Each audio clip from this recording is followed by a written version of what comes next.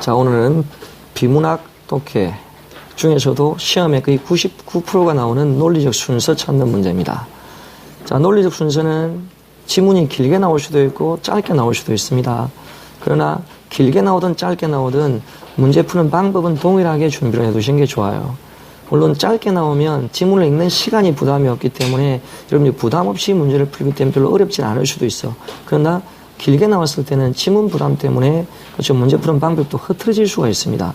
그러면 그렇죠, 다 풀 수 있는 그렇죠, 문제인데도 지문 때문에 시간이 부족해서 문제를 잘못 푸는 경우도 생길 수 있습니다. 항상 제가 말씀드리는 게 논리적 순서라고 하면 뭘 먼저?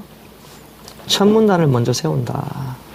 근데 첫 문단은 어디를 보고 세운다? 선택지 1, 2, 3, 4를 가지고 세운다. 예를 들면 위로 가서 선택지 보니까 기억이 2개, 디귿이 2개 이렇게 되어 있죠. 그럼 여기서부터 일단 첫 문단을 세웁니다. 그럼 연습을 바로 해봅시다. 기억하고 디귿을 한번 읽어봅시다.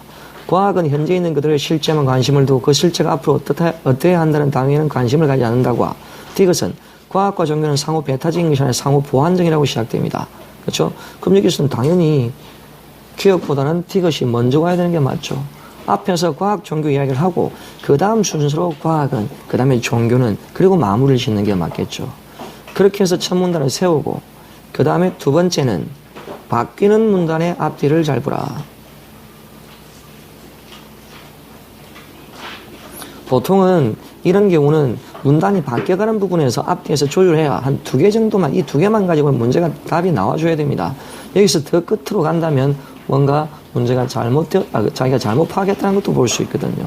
이때 바뀌는 문단 앞뒤는 예를 들어서 지금 3번에 디귿 다음에 기억이 나오고 디귿 다음에 니은이 나온단 말이에요. 그럼 디귿이 어떻게 끝나고 그 다음에 기억이 어떻게 받는지 앞뒤 연결고리를 잘 봐야 된다는 말입니다. 예를 들어서 과학과 종교는 상호 배타적인 게 아니라 상호 보완적이라고 끝이 났죠. 그리고 기억을 올라가 봅시다. 과학은 현재 있는 그대로 실제만 관심을 두고 이렇게 돼서 과학이 언급되죠. 그럼 그 다음에 뭐야? 종교 언급되고 그 다음에 나올 수 있는 건 그렇죠? 과학과 종교를 같이 언급할 수 있는 형태가 나오는 게 맞겠죠. 그런데 니은에 보니까 그러나 각자 관심을 두는 부분에서 상대방을 도움받을 수 있기 때문에 상호 보완적이라고 하는 것이 타당하다. 처음에 분명히 상호 보완적이라고 되어 있단 말이에요. 그런데 여기에서 그렇죠? 디귿에서 그랬으니까 니은의 마지막에 그러나 상호 보완적이라는 앞에 분명히 과학과 종교의 다른 점을 이야기하고 나서 그래도 결국은 상호 보완적이라는 말을 하는 게 맞겠죠. 그러니까 니은은 결국 끝에 가야 되는 게 맞죠. 그래서 디귿에서 기억으로 가는 게 가장 적당한 그렇죠? 답이라고 볼 수 있는 게 맞습니다. 그래서 이렇게 논리적 순서는 반드시 한 문제로 나오는 문제인데 첫 문단을 세우고 그 다음에 바뀌는 문단의 앞뒤를 조율하는 게 가장 적당한 풀이 방법입니다. 연습 좀 해보시기 바랍니다.